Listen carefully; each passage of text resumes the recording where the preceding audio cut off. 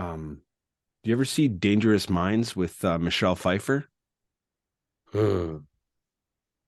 That gentleman, Michelle Pfeiffer, really looks like another gentleman I know. He's a good-looking dude. Michelle Pfeiffer is very handsome. Very. The following program contains explicit material. If you are under 18 years old, please fuck off. Welcome to Spinnin Yarns. I'm your host, Joe Amaro, and I, for one, could have been dead many times over a long time ago. But for some reason, I'm still here. I've had a crazy life and met a ton of amazing people along the way who've inspired me. I'm going to invite some of these folks here to share some of their incredible and unbelievable stories with us. Who knows, we may even learn something along the way. There's way too much bullshit in this life. We need more real talk from real people. So sit back, chill out, and listen up, because we're spinning yarns.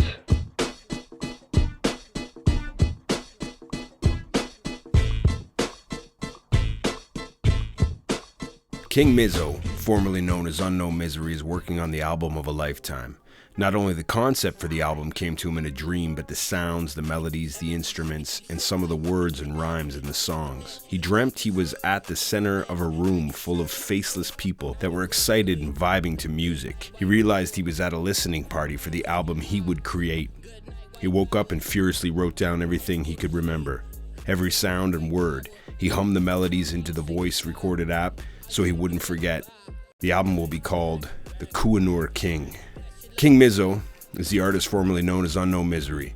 HipHopCanada.com had this to say about Unknown Misery. As a man of many hats, the Guerrilla Music MC is a certified producer, beatmaker, radio show producer, entrepreneur, filmmaker, activist, humanitarian, community builder, and even more than that. His ventures expand well past the borders of Canada and the GTA, and he's one of the first Canadian rappers to find consistent work and fandom overseas. And that started well before Drake put the spotlight on Toronto. A pioneer in the music and social impact field of Web3, King Mizo and his outfit Guerrilla Music have been trailblazing through the metaverse, NFT, and crypto spaces since early 2020. As an early adopter, King Mizo is once again ahead of the pack. King Mizo is more than a rapper. He's also a producer, DJ, even host, radio host, documentarian, Web3 thought leader, community activist, and educator.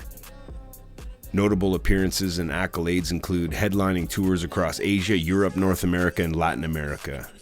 Appeared on 3 leading singles for the Juno-nominated album Dim Sum, distributed by Fat Beats, Groove Attack, Chamber Music, Desi Hip Hop, Sargent Records, and several indie labels across the globe.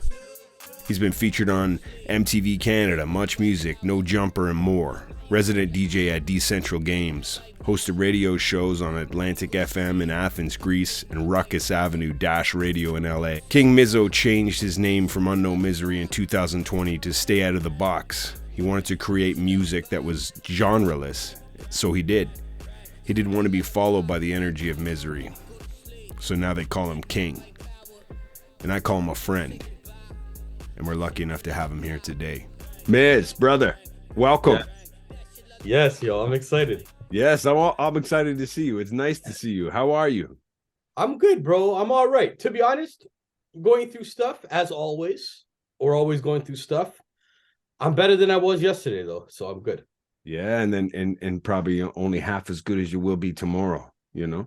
Yeah, exactly. And then I might come back down again, but that's part Oh, yeah. Next Thursday is shit. It's good. Sure, like gutter garb. You're gonna be hurting. I know. But then Friday after that looks pretty good too. Friday's nice. I'm gonna be up just up and down like a new bride's pajamas.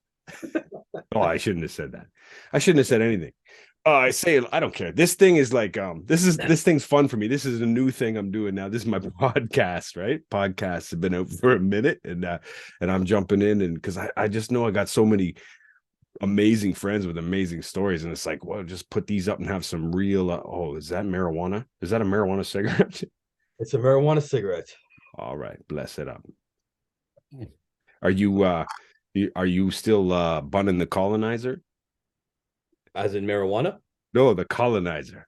I'm bunning the colonizer. I'm bunning the colonizer every single day in a different way. Yeah. The young Mizo would be bunning the colonizer on the front line, really angry. I would give them what I want, but I'd also give them what they want. Now I'm bunning the colonizer in a way where I'm trying my best not to give them what they want, and I'm reacting in the way I want. And I believe, but that's not to say being on the front line is not, you know what I mean? Be on the front line, be loud. Yeah. But there's two different angles to it. So I don't mean anything negative. People on the front line no. need it. Yeah, But no offense. You're talking about you. You're talking about your mission, your journey. Mission, yeah. Yeah. But I want to make sure that people on the front line know that, yo, I love you.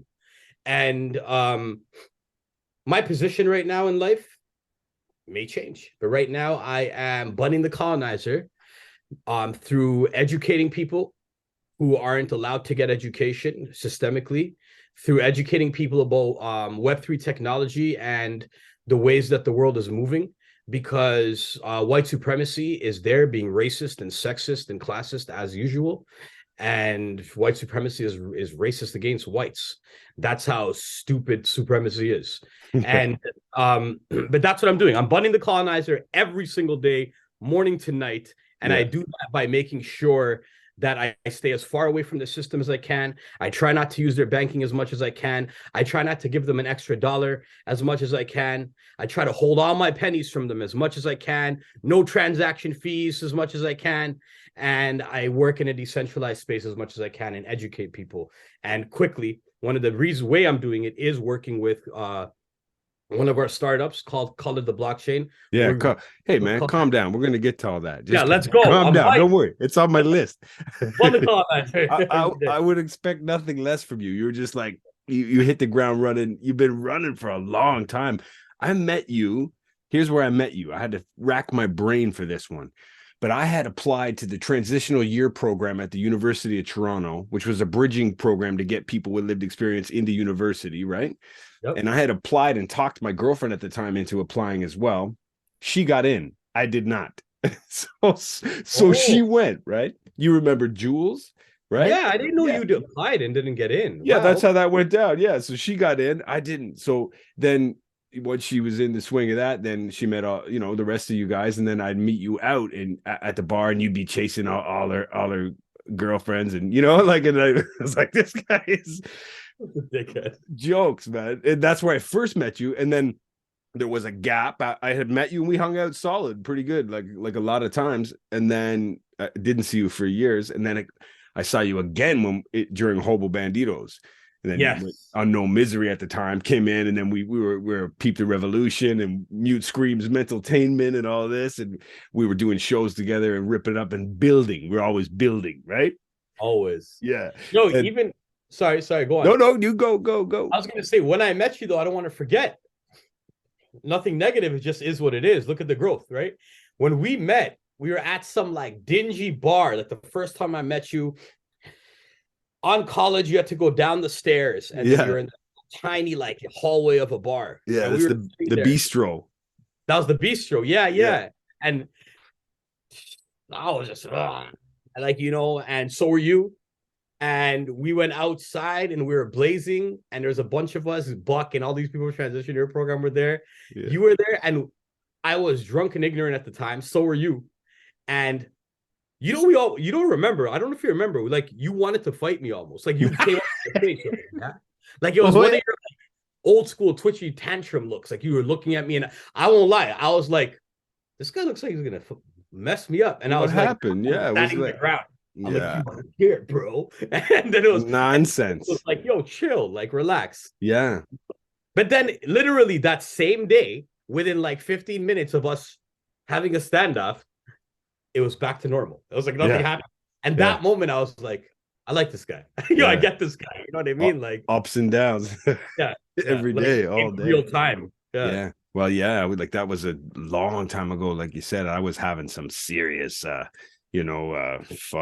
issues. I had a lot to work through at that point. And I still at this point, of course, but I mean, I was battling some serious demons back then, but nothing but fond memories, once that, I guess, whatever that's just shenanigans, right? That's just that was part of it. You're in the mix, right? You're ripping and roaring and shit happens. So it's like nothing happened, we're friends.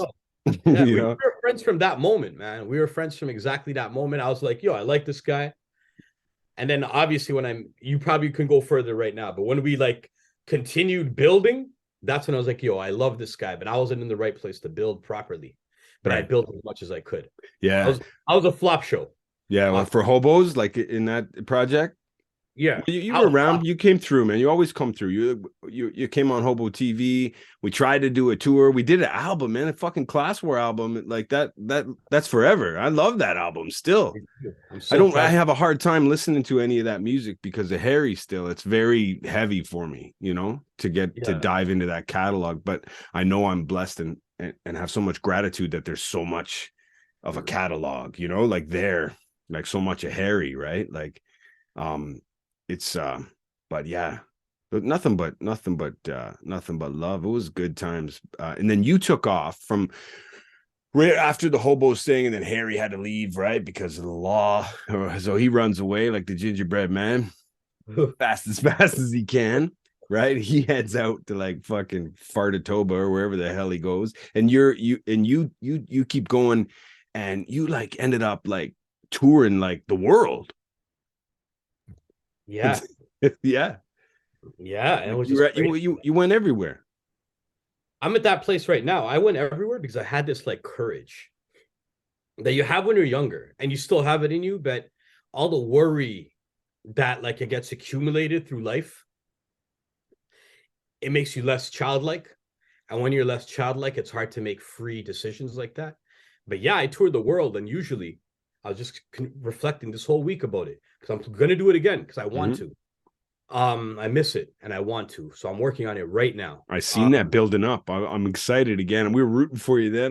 I'm rooting for you now. Anytime you want to come, you're always invited. You have a space there. I know it's family, it's hard, it's not the same, but anytime you want to bring your family, you have funds to get out with a ticket, you'll come through. Everything I do right now, I wanted to own. I'll get to that, but I want to get to family oriented stuff. I'm tired of the cool sunglasses. I'm not into that. If my wife and my kids and my wife's kids and the grandkid are not welcome, I don't want to go. Yeah. Fair Why am I enough. going to go?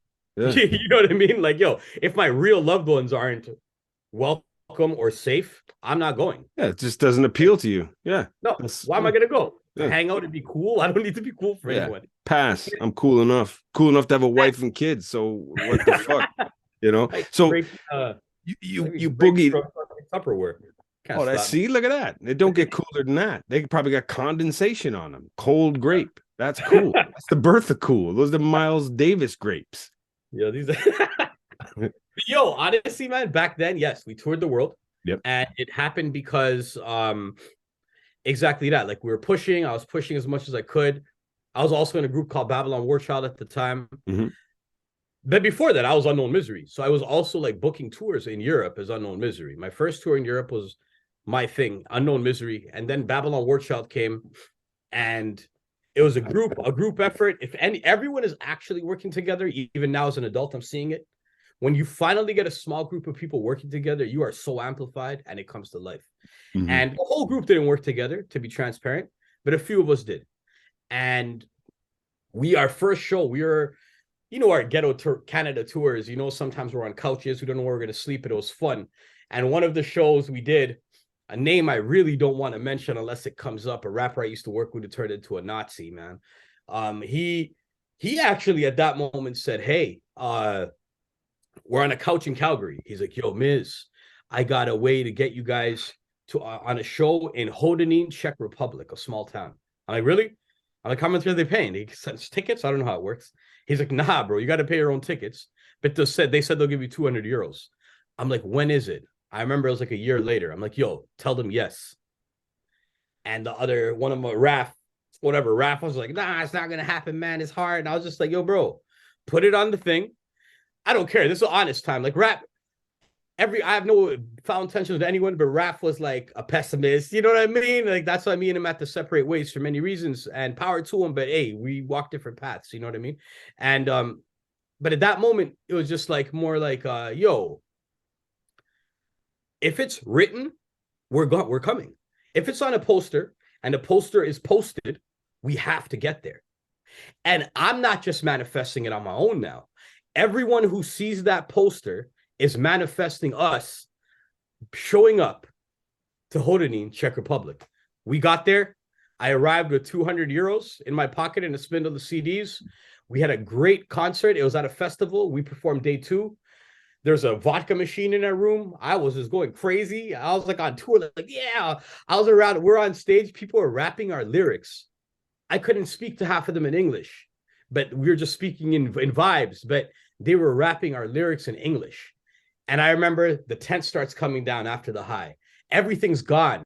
And they're like, your promoter's not paying you. So I went to the promoter. I said, yo, brother, we're going to stay in your house. He's like, yo, I live with my mom. I'm like, we're going to stay in your mom's house. We're going to need a few days and you're going to help us find people where we can sell CDs and get around. We got there. We used the power of the internet. That's why everything's good and evil. Everything's good and bad at the same time. It's how you use it. We used the technology of Facebook at the time, and I sold a verse. I remember I sold a verse to a producer named Nico in Germany. And after we sold the verse, he said he has a show in Germany for us. Boom. After Germany, someone at the show said, hey, we have a show in Switzerland. We have a show here. We have a show there. To the point where our ticket was for 1 month. We ended up canceling the ticket and saying, we're going to find our own way back home. Mm-hmm. We stayed for 3 months. Caution to the wind. And it worked. Yeah. And since then, we just worked freely. And it was all about being free. And that's what got me everywhere. Yeah, man. I know you take big swings. I always called you the tallest performer in Canada. You know, yeah. you always take them swings, and I was rooting for you. We all were rooting for you and for KDB, right? And you know, we had a little bit of like, you know, quasi mini beef with some of those guys in that group that you had, but you had a little gimmick going with the live cello, and it was like, yeah, I was hitting, and I loved it. I wanted you to have all the success, of course, always. But then you know that falls apart, and you find yourself. You're in Vancouver. That's funny. You're repping Toronto, right? But you're in Vancouver right now. I'm close to Toronto, repping Vancouver with my drug user liberation gear, right? It's check. Oh, nice. Yeah. Yo, yeah. Dope. You know those guys out there, right? Dolph? Yeah, of course. The best thing since Terry Fox, you know? Honestly, man, yeah, that's Bun The Colonizer. Yes, it is. Yes, it is. Every day, all the way. And so you end up after some time settling in Vancouver, right? Yes. So you settle in Vancouver, and then you start up. You never wanted to rest too much, so you kind of settle, but you start guerrilla music. What you got? Rap tokens? Is that what it's called? Rap tokens, and you get into NFT and crypto and the metaverse and this Grayscale crew, right? So lots of stuff, right? So that's where Color the Blockchain comes in, right? Tell us all about that whole crypto Color the Blockchain and your attachment. Now's the chance for that. Okay. That's a lot though. Okay, so what's I know I just mentioned everything you did in the last 10 years, right? Like so you got into like the break one thing down. Let me break one thing down. Okay. Yeah. It's a very quick in between segue. Finished the last tour. We did a bunch of tours. I did some tours in Colombia by now, went to Asia, and now I'm back in Europe, but I went to Europe by myself. The group was done. I wanted to go. And the group wasn't done. The group was done just because of like, yeah, you know what I mean? It's stupid. Me and KDB are always family, but I wanted to go there. And so I went, set up a solo tour. After the tour was done, I stayed. No, sorry. We were Babylon Workshop, but it was the last tour. I can tell at that time it was our last tour. And when it was the day to leave, I woke up that morning and I'm like, yeah, I'm not going to go, guys. And they're like, what? What do you mean? I'm just going to stay. Fuck it. I'm going to stay here. I'm going to find a way to live in Europe. I got to change my life. So I stayed. I had no way back home because I canceled my ticket. You know, I don't pay for flight insurance. Like, I can't afford that, you know? So I ended up going and I stayed. And I remember my birthday passed. It was my first birthday in Europe, just living by myself. Like, I'm living with this producer, but it felt really lonely. You know, I was like so lonely and depressed. And I remember it was snowing and all these stupid Christmas lights were up. And it was just like, all this music. I'm just like, like all this music that reminds me of sadness. Christmas doesn't remind me of happiness. It doesn't. And it's like, I'm just like, and not that I had a bad family upbringing. I had a great family upbringing who gives me so much love during Christmas. There's something in the spirit there that always made me feel dark. It's a very hard time of year for a lot of people, like right through the holidays in past through January. And it's tough. It's depressing time. And maybe it's just feeling that, right? Mm-hmm. Maybe it's feeling all those people around me. Mm-hmm. So I stayed. I was going to stay, and then I couldn't. I came back home. Once I came back home, I started working on it before I came back home.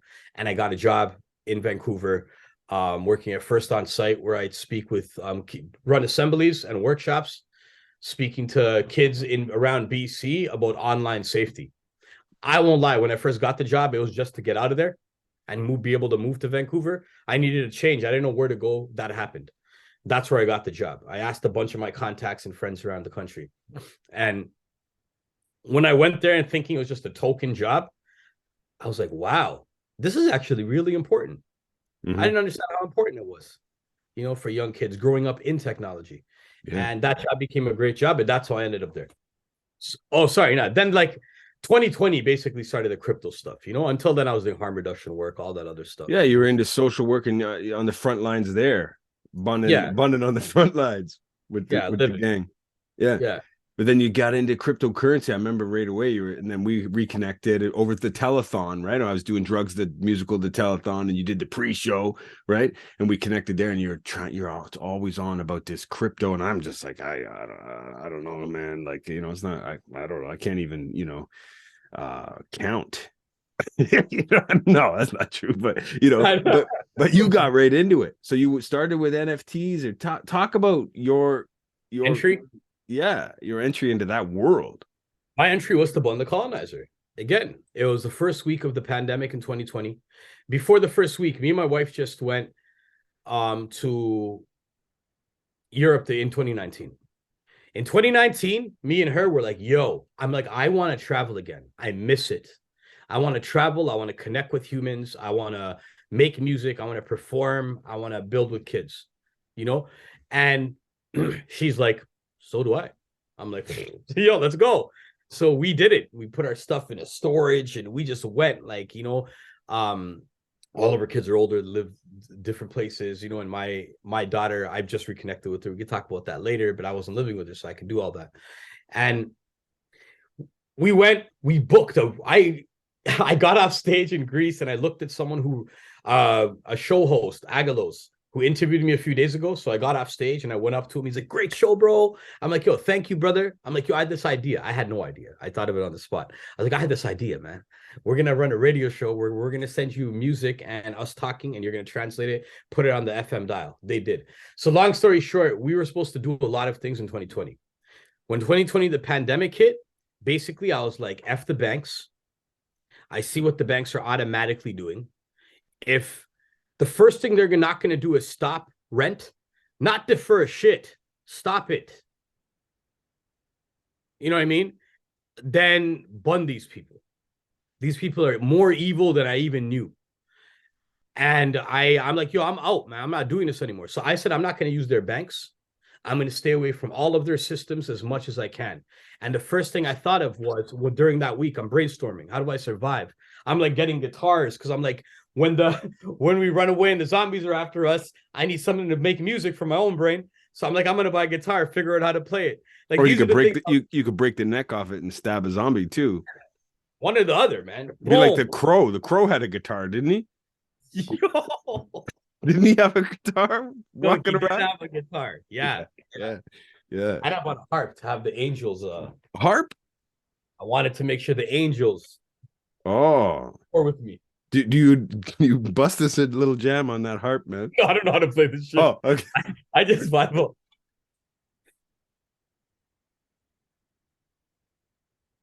It's not even picking up. It's too angelic. No, that's it. Imagine it was too crazy. Angelic. So you're busying yourself with this crypto and getting into because that's the sign of the times and the new trend, and you're jumping on ahead of the curve as usual. At the same time, working on the front lines and seeing all that suffering, but then you're still doing music. That's guerrilla music, right? I stopped music for the first beginning of the pandemic because I felt like the music I put out before, it was like almost so dark. But I was talking when I listened to my old music, like the first week of the pandemic, I tried to listen to some of my old music because it came in my head. And I was like, man, like, were we all just like pushing this energy to happen? Like, what you believe comes to life, what you speak comes to life. Were we speaking it into life? Or was it just me? I'm not trying to give myself that much power, but we do have that much power, you know, and so it was hard for me to think about it. And then I wanted to make music that was light, and I couldn't. I felt fake. So I felt like weird that I couldn't make music anymore. So I tried to start making beats because I needed some type of music. I was making beats, I was trying to play instruments, and I was doing weird things like that, man. Cool. That's cool. Yeah. Yeah. So you that would take hours too to just distract you, just to sit in the lab, and working on beats takes forever, you know? Yeah, working on all that. Sorry, you asked me one question, and I feel like I answered something absolutely different. It's all good, man. I guess I'm just happy to see you and happy to be talking to you. It doesn't matter. This is a very low, you know, the lo-fi atmosphere here on Spinning Yarns. We're just shooting the shit. Like it doesn't matter. We're, you know, as long as we're real. If I had someone on, you know, lying about some shit, then I'd be stopping them. But as it flows, as it goes, you know. Yeah, it's all good. Yeah. So is that the out of the pandemic is where you make the change from Unknown Misery to King Mizo? Is this the change? Perfect time. So when I first got into this space, I wanted to save my family. I was like, I've tried all my life. It's not working with people. I can't trust humans. I'm going to make sure my family's okay. And I tried to make money. I bought virtual real estate. I sold it for twice as much. Bought 2, sold it for 2. I'm like, what is this? And then I had some time because I had a cushion. And like, I basically asked Sky, my wife, I was like, can you pay rent this month? She's like, I have just enough for rent. I'm like, do you want to take a risk? We're already in a risk. If you could pay just enough for rent, let me use what I have and buy this virtual real estate. She's always supporting me. You know, honestly, I'm the greatest like person by my side. And like, I bought it, boom, boom. And then I started seeing art galleries and all of this stuff. And I was like, we could put video screens in here and stream events. And that's when I started realizing we need to bring community on, you know? So I wanted to like get to that segue because I know more is going to come about like all the movements and color the blockchain and all that. But at that same time, I was like, I don't want to be named by this darkness. So the year before that, few years before that, I changed my name from Unknown Misery because when Empty Handed Warriors fell apart, I feel like people were telling my story and I couldn't tell my story anymore. They were telling a false narrative of who I am. They were taking me being very open about my mental health, being very open about my addictions. They were taking that and weaponizing against me and creating a narrative that wasn't true. And I said, I am going to make the last album for Unknown Misery. And it's going to be the album where I kill Unknown Misery. No one gets to kill Unknown Misery but me. Fair enough. I did. And it was called LSD because I was on LSD when I wrote it and stuff. And it was, it stands for Life, Sins, and Death with Archaeologists. Then I changed. Then I'm like, I hate music. I love music, but I hate humans. I can't do it with the music industry. It's not fun. And so I came to Vancouver and I just said, I'm going to work and be a normal guy. Yeah. And took me like a year and I was like, ugh. And then like I became King Diamond Tut and I made some really like cool music. And that moment I was like, I'm going to try to make it, but still give a message. But I'm like, I'm going to try to do it for like, let's go. Let's be famous. It was like a quick moment in my life, but the energy in the world during that time was changing. The whole world finally started feeling like they were so free. And all this false freedom was given to the whole world at the same, not the whole world, to our side of the world at the same time. And everyone's like on social media, everyone's showing off, everyone's getting jewelry, everyone is like, it's like a thing now. And everyone's free to be who they are, and everyone's, you know, and then it all just came crashing down, you know. And so when I became King Diamond Tut, after King Diamond Tut, in Vancouver, I tried to start some music and perform. And honestly, I went and performed and Humans. and there was a moment where I like snatched the mic off of someone. I don't know anyone here, but it takes me a long time for me to do that, and I'm not proud of it. Mm-hmm. Even a reaction like that, even if something was justified, which is something most of the time it isn't, because there's always another way out to deal with things. But that's the punk rock in you. That, you know, don't you shouldn't be ashamed of that. That's impulsive. You know, it's not. You don't have to. You know, apologize for all of that.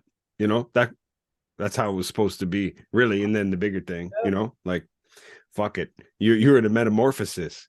You know. Yeah. I guess so. Yeah, you're getting not pushed into it, like, especially when you're holding it back for so long. Yeah. You know? I was on the stage pushing me back, another show, pushing me back. Sorry, I can't perform. Another show. I'm like, yo, I didn't come out here with social anxiety and the excitement to try and perform to not be able to perform. Yeah. So by the end of the time, I'm just like, yo, they grabbed it. Like, I go up on stage. I'm like, yo, they said it's my turn right now, because they did. Yeah. Asking. So I went to the side of the stage this time, stood beside the DJ, like, yo, love, brother. Yeah, cool. I'm next. Boom.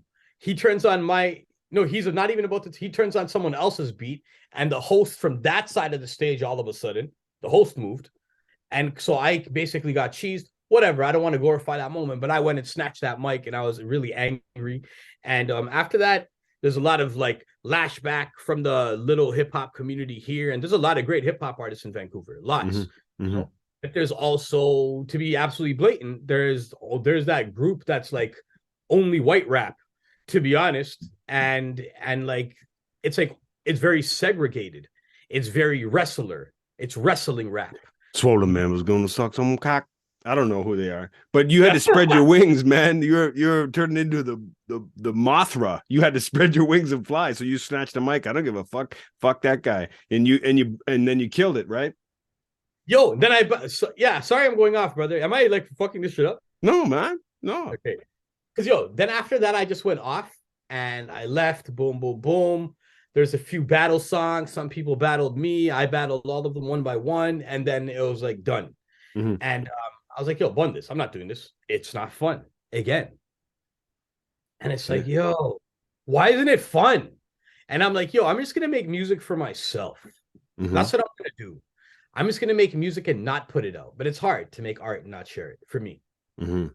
And yeah, after so many years, like you were at the beginning, you were at the what do they call it? Like the genesis of YouTube, right? Yeah, we were the first Canadian hip hop video on YouTube. Like Back. fuck around, you know, like you've been at it. And so and you guys are just chopping and putting shit out. And remember, what's that place we used to go up to, like up by the flea market to get all our CDs printed? Remember Dr. Disc or whoever those, you know, what that little shop? Yeah, I'm forgetting the names. Yeah, I should remember it too. No shout out to him, but you know, like on the grind for years. So it's just like force of habit. You could like write, record, print, and chop a CD in your sleep. You know, like you have to put it out. Yeah. And now you don't have to go through all that. You just record and press two buttons. But look at Prince, right? He's supposed to have like years worth of music that never came out. Like, you know, that's a fear of mine. Before I go on a plane, and whenever I have dark moments, I try to release everything I have, even if it's just released and only one person streamed it. I don't care. I like to release everything I have. Oh, you don't want to go and have anything in the vault. I don't want to have anything in the vault when I leave. I feel like it traps my spirit. I feel trapped when my songs aren't released. Mm-hmm. Yeah. But yo, just to answer always my answers are long. After all that, when I stepped into Web3 and I was thinking of the energy of everything, and you know, everything I already kind of understood, I was like, I go back and forth. I forget and remember again, dealing with my frequencies and the words I use and all of that. I said, yo, I don't want my friends who care about me to call me Misery. So that's why I changed it to King Diamond Tut, all that. But after that, I was like, nah, like it was too egotistical to me, King Diamond Tut. Yeah. And I was just King Mizo. And I didn't even realize it was the mix of both. It was Unknown Misery and King. I didn't realize. Yeah, you were working it out, and then as you know, that's the chrysalis. And then you came out, and then you were, you know, now it's King Mizo. It's the metamorphosis. Yeah. That's fucking deadly. Yeah. And then you hit the ground running with that shit, like you had just, you know, like there was nothing before it, you know, and nothing after it. It's amazing. Yeah. Nothing before it. Exactly. Yeah. Yeah. Awesome. So while all this is going on, frontline work, that's hard work. Harm reduction work is tough, man. The sustainability is just not there. Burnout is like huge. You know, I know from firsthand experiences. It's just really where vicarious trauma lives, right? And all that stuff they talk about, compassion fatigue and all, you really take it on in there. It's accumulative and it fucks you up, you know, and you just want to walk away. It can burn you right out.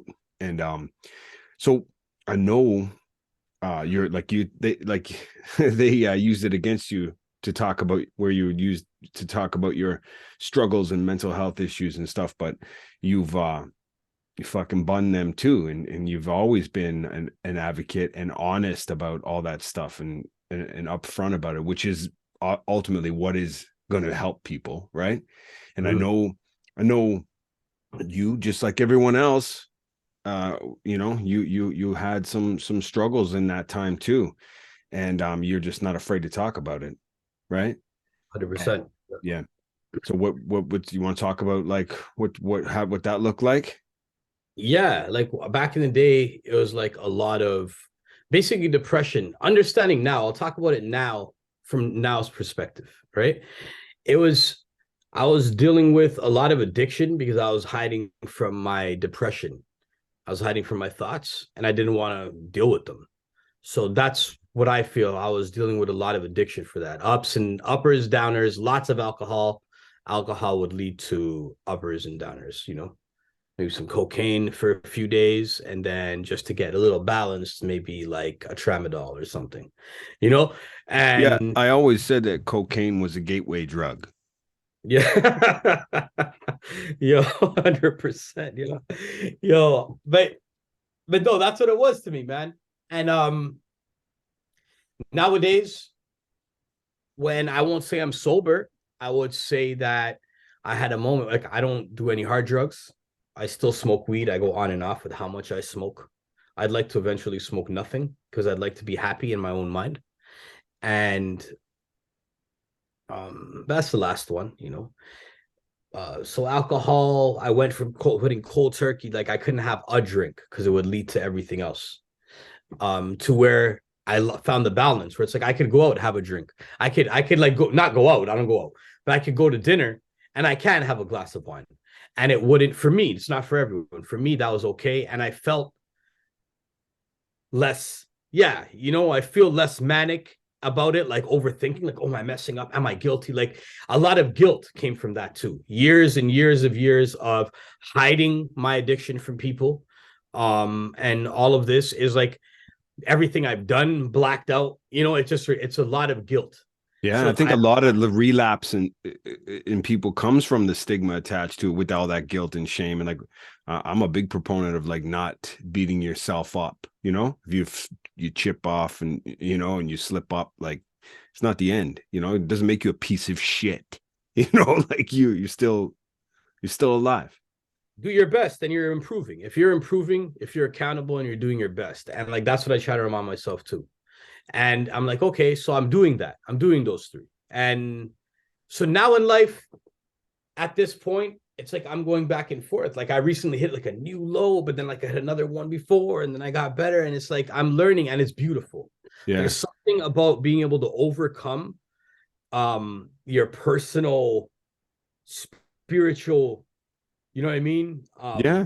And once a guy like you, not that there's too many guys like you know, not that I've met, but once you get a good handle on it and are able to verbalize it, you're going to be able to help so many people. But hold on.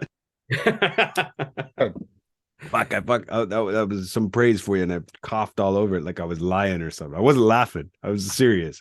You're going to be able to help once you get a handle on it, is what I'm saying. Like when you're able to verbalize it and you've digested it and you realize what it is, you're going to be able to just help so many people, because you have a gift. You're a healer like that with your words, you know, through your mind. You have a stream of consciousness that is so powerful that it's like not too many people I've seen have that. That's a very unique gift, you know.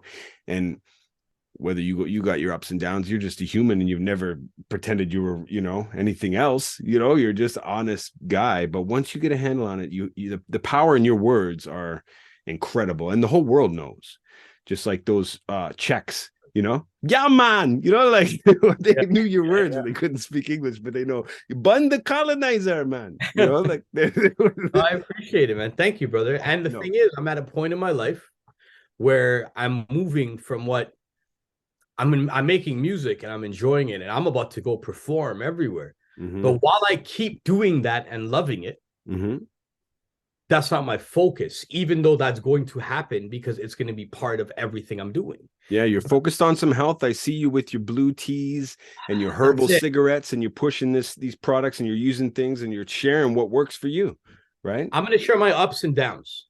That's what I'm going to do. I'm going to share my ups, my downs, my all of it. When I mess up, when I go this way, when I go this way, I'm going to show all of it. Yeah. And I'm going to heal. I've healed before in a way where I feel like I kind of went backwards because after I feel like I've healed the last time, it was like this and it was fine. It was life.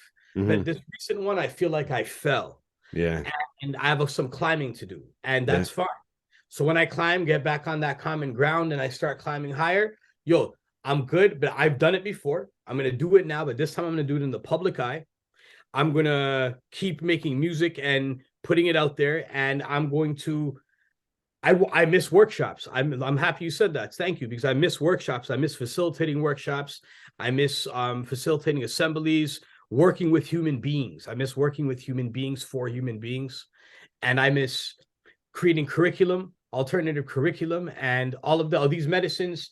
Sky, like, not a plug, it's just honest truth. Like, she helped me find these medicines and it's helped me a lot, and I want to share with other people. Whenever I find something that works for me, I have to share it with other people because why not? It's stupid when people don't. Like, that's colonial.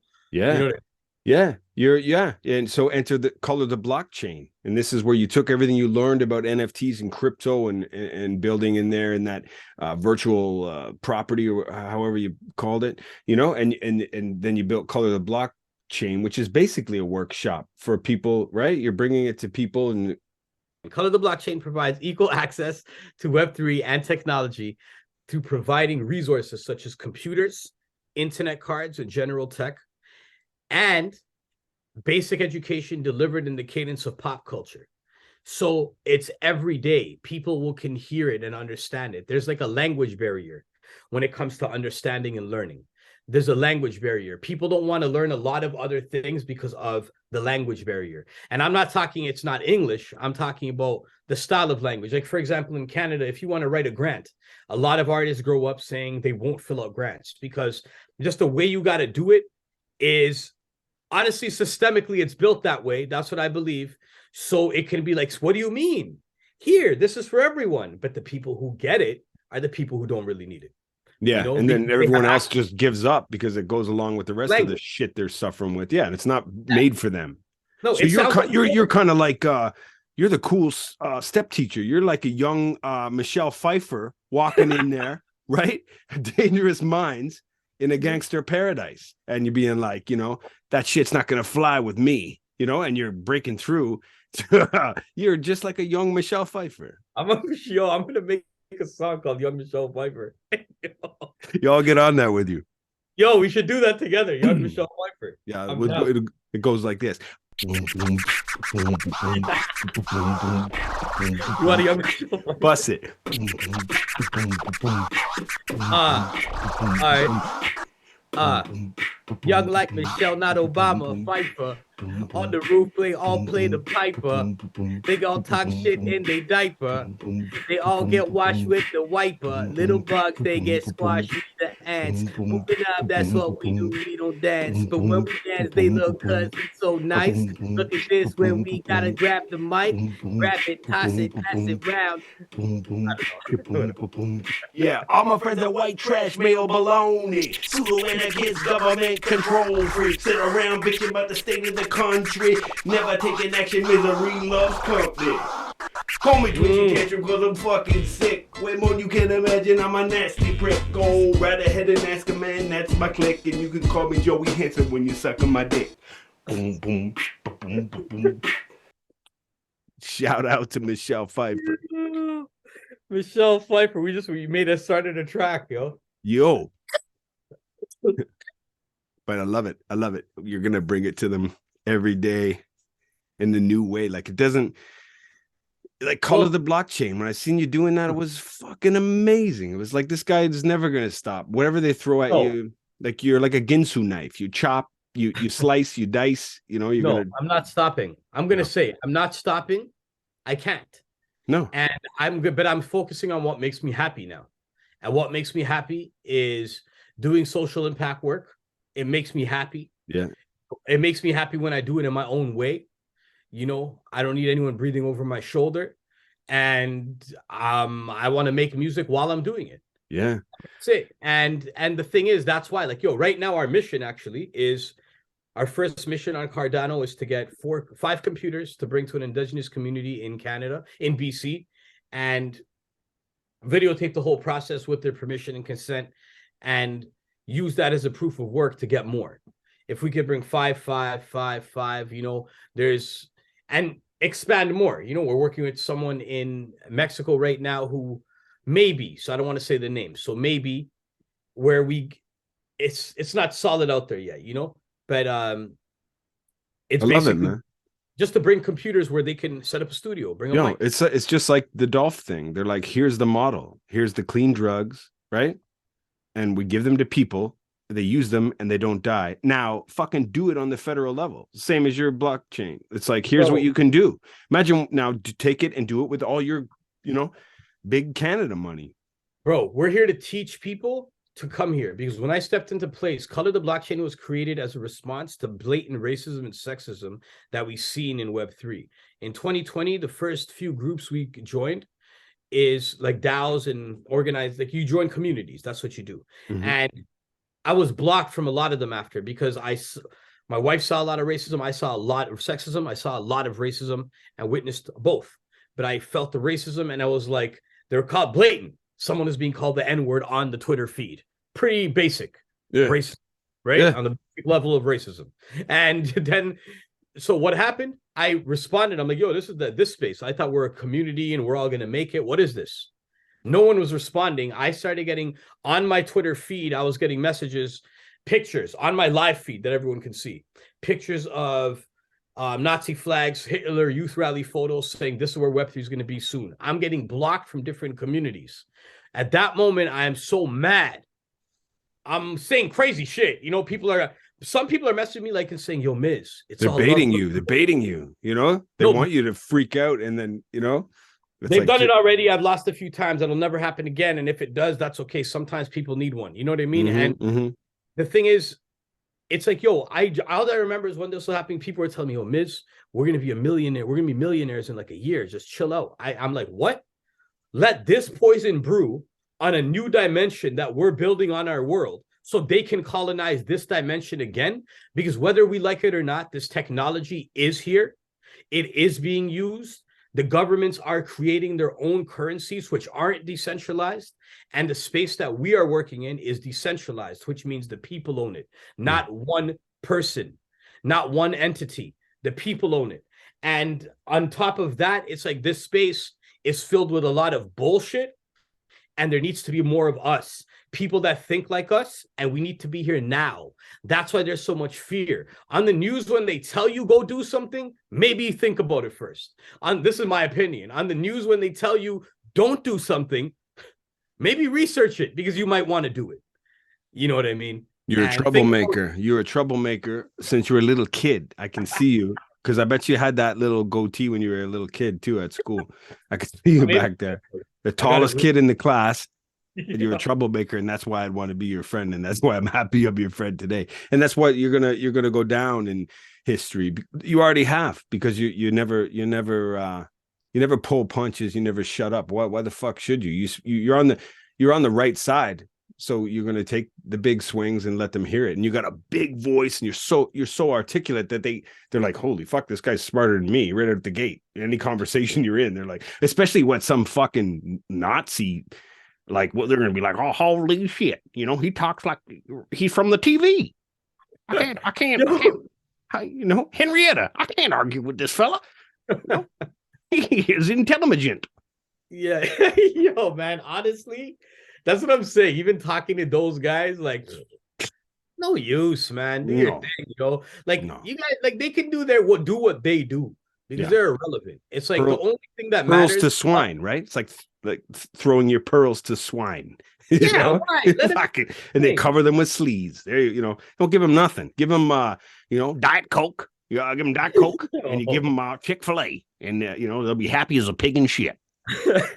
Nah, man. Honestly, brother, we just have to work together. Yeah. And it's very hard, and we haven't learned how to do it as a society yet, as a people, even people that feel the same way, even small groups of people. It's so difficult for us to fucking work together. I know. I was just at my mom's for my sister's birthday, and we were talking about the way this system is set up to keep us apart. Like, that's my mom and my sister live 100 miles away. So there's no support for me and my kids, and there's no community. They're not here to pick up and give us reprieve, right? There's no, and we're not there to mow the lawn. It's like they got us separated with these mortgages and the banks and all the way it is. They don't want us together. If we all bought a piece of land and put a fucking black flag up, they'd be like, we'd be on the news, fucking Al Qaeda. It's the fucking Al Qaeda or whatever, they'd be like, they'd lose it. Like, we're not terrorists. We're fucking peaceniks, Yeah.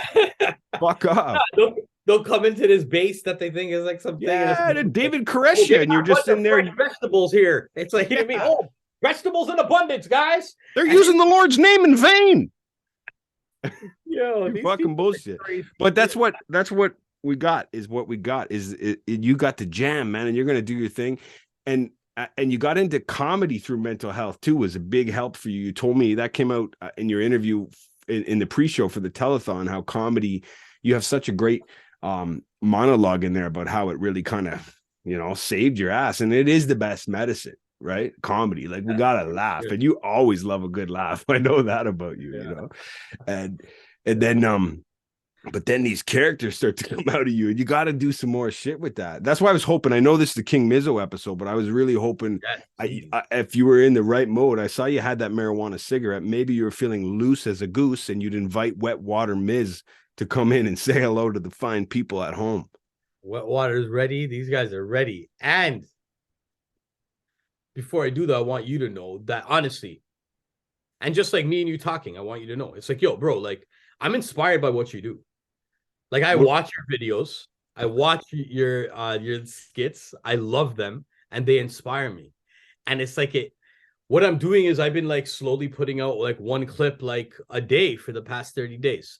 Not on Instagram. I'm not like fast enough to do that, but it's like, I like scheduled it on YouTube. It was the easiest to do. So I did that. And it's like, yo, it's just actually fun, and I'm gonna keep doing it because it's fun.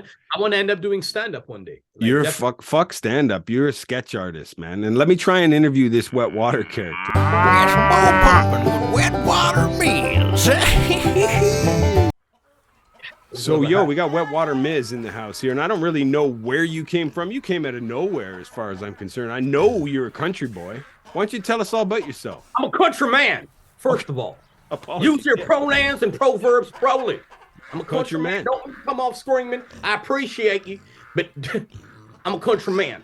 I wasn't even listening to your question. You're going to have to ask that again. I was just saying hi, really. I was just trying to intro you. You are a country man. I just don't know where you came from. I know you showed up and you took the scene by storm. There you were. That's right. Yeah. I like your style. I was storming in. I came through. I was on Lucille. I was riding through when it felt like a storm. I go real fast, right? Lucille's my wife. She is the reason. She's the eye of the tiger. She's the apple of my eye. She's the storm and my norm, right?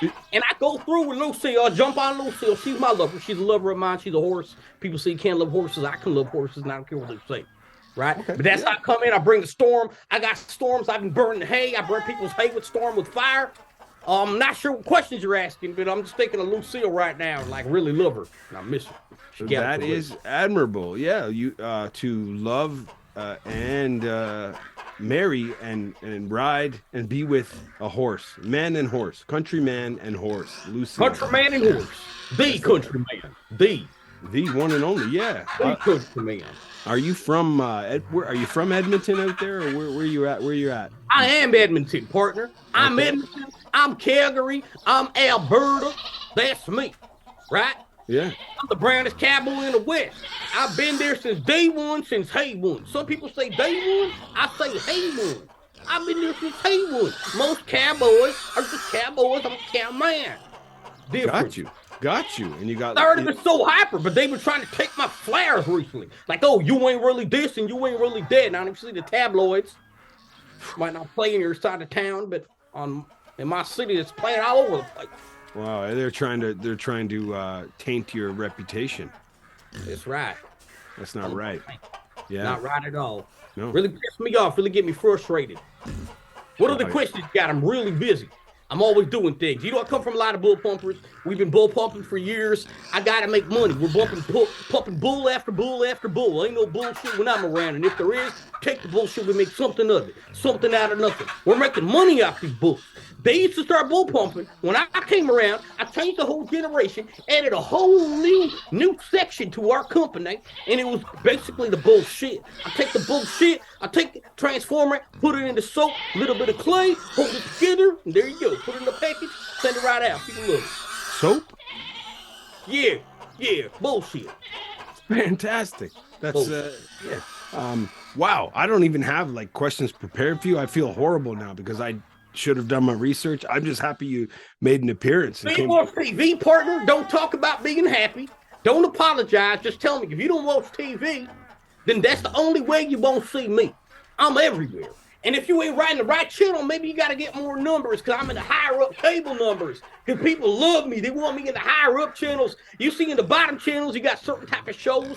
Then you go in the middle. Then you go, there are right kind of shows. Dragon's Den, you got Dragon's Den. People giving you deals. Oh, I went to Dragon's Den one time and I was like, yo, give me a deal. The stupid bald motherfucker, he's like, I ain't going to give you nothing. Try to give me some attitude. And I told him what's going to happen to him. So he came to the ranch. He tried to buy one of the horses, right? To the space. I went there, I got the bull pump, started bull pumping, boom, splash in his face. Bull pumping can also be used as a weapon. Splash it in a man's face, it gets real stinging for about 30 seconds. You have 30 seconds to run and ride, run and hide. And where you're from, you could always find a place outside because there's haystacks everywhere. Fuck, that's incredible. Incredible. That's right. I just haven't seen you since the pre-show for the Drugs the Musical, the Telethon. And I just wanted to thank you. You did such a fantastic job hosting that program. I gotta say one thing. That's when my heart changes a little bit and I feel the strangers. People like, always, you're a celebrity. You're a celebrity. You won't do this. You won't do that. Damn right I won't. But when it comes to the telethon, I'm gonna be there every single time because this is a cause that matters and it's close to my heart. Yeah. That's good. And a healthy place to put your passionate anger. You seem like you've gotten angrier since I've last seen you. I'll let you go. I'm calm. I ain't angry, partner. Don't tell me what I am. No, I'm not. No, I ain't angry at all. I'm not trying to tell you. No, you ain't gonna tell me to go. I'm going to go, partner. Sayonara. Happiness with Guru Gajah Raja.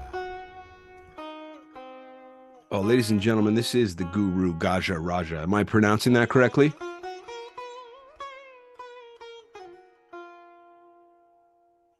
I'm sorry, Guru, you're on mute. Don't mind when you've seen me pull my beard under my lips so I can speak. Sometimes I have to adjust it from here to here. That's good. That's like a hoodie, right? Good for all kinds of weather. Everything is all kinds of weather, but what is good? Bad? No, I wouldn't say that bad was good. No. Is the know what they know, or do they not know? That is something that is closer to water than rocks near the falls. What are your questions, sir? I'm very pleased to be here.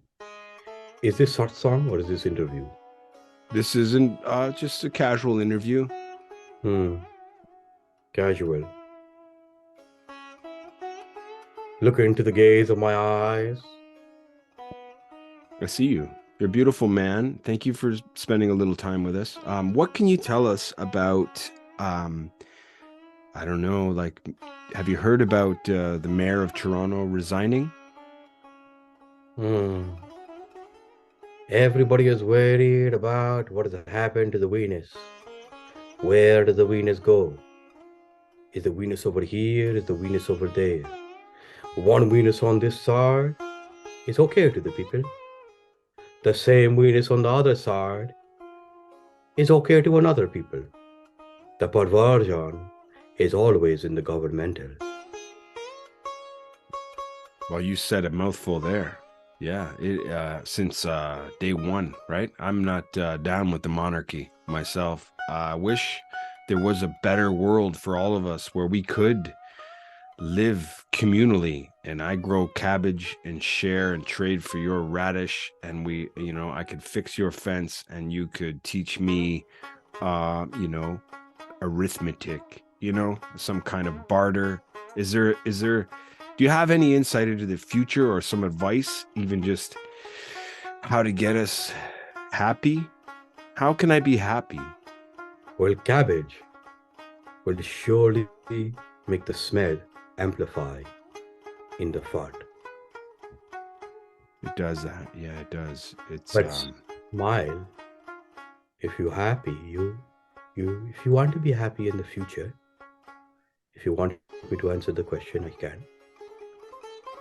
Happiness comes from a place that is outside, very far away from you.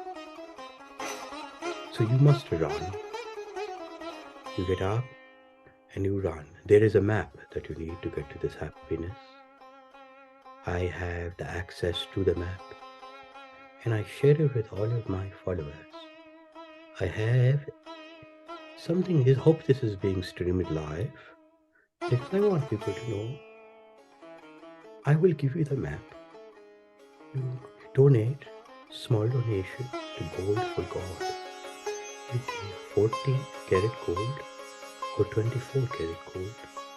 If you give 14 karat gold, you will get half of the map. You get 24 karat gold, I will give you the full map.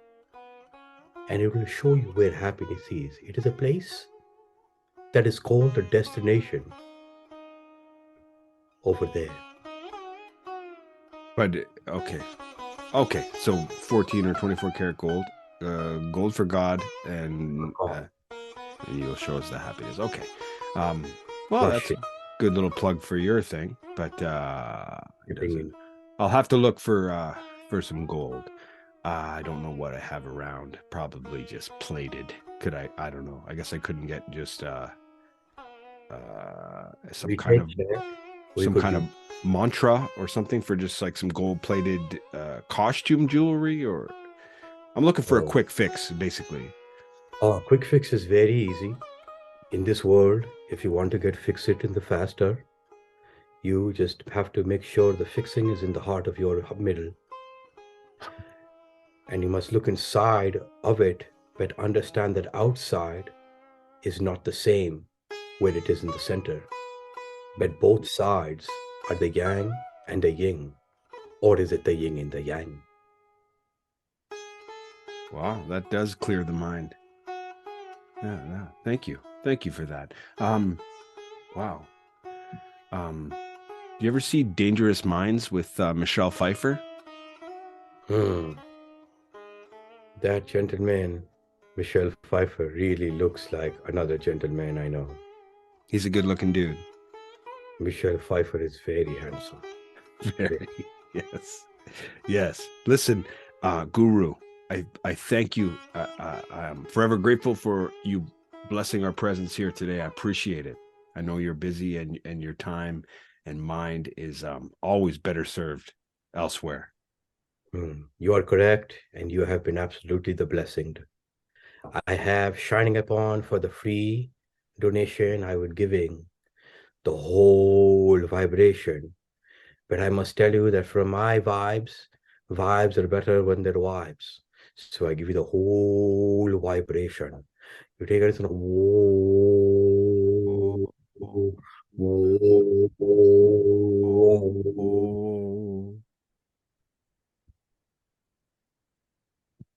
Wow. And just like that, he's gone.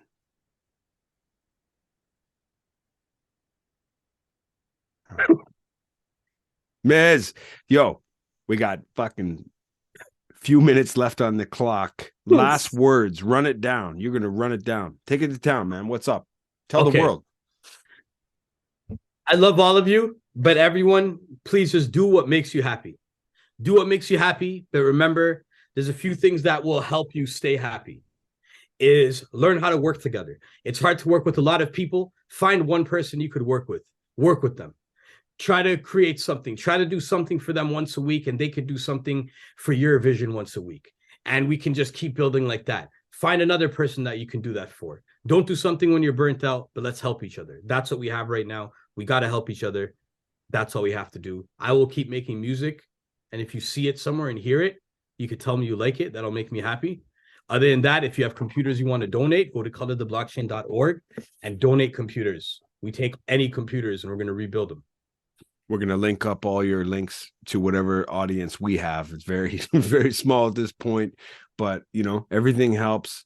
And it's so cool just to spend this time with you. Like it's like, you know, real friends, right? It's like, I could go years and not see you, but like 1 second, and it's like, what? We're goofing off, and we're back where we left off. Like, that's real friends. My friends are forever, and you're my friend, man. Oh yeah, you're my brother, man. I love you, man. I can't wait. Like next time in Toronto, I'll get at you if like the time makes sense. We'll make it make sense. We got to go get you know what? A Bommy Boys sub. What do you like in Toronto? I don't know. We got to go hit up the soup kitchen. We got to go to Scott Mission and see if they got any good soups on the pot, you know? Yeah, man. Just link up, man. We'll just link up. But yeah, no, I'm excited, bro. Yo, thank you though.